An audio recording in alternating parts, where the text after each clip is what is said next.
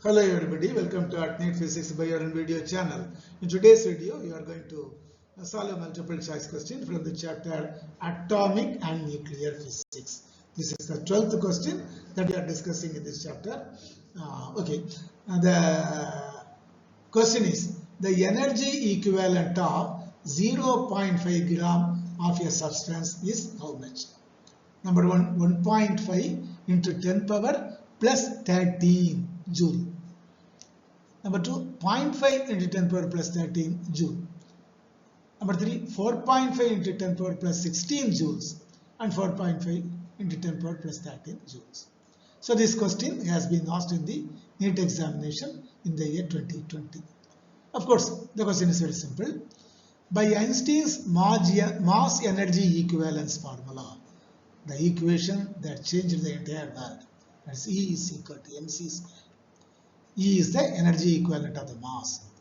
M, mass of the substance. How much? 0.5 gram. It means 0.5 into 10 power minus 3 kilogram. You have to convert it, everything into the SI units. C, speed of light in vacuum. 3 into 10 power plus 8 meter per second. Then very simple, substitute the formula. Capital E is equal to M, 0.5 into 10 power minus 3 into C, 3 into 10 power 8 plus 8, the whole square.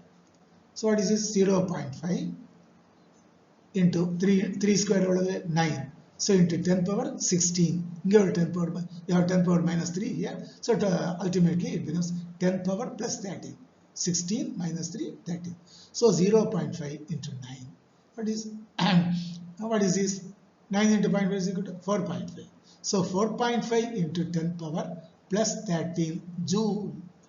The energy equivalent of 0.5 gram of a substance is equal to 4.5 into 10 power plus 13 joule is the right answer. So option 4, this one is the correct answer. Okay. So far we have discussed 12 questions in this chapter.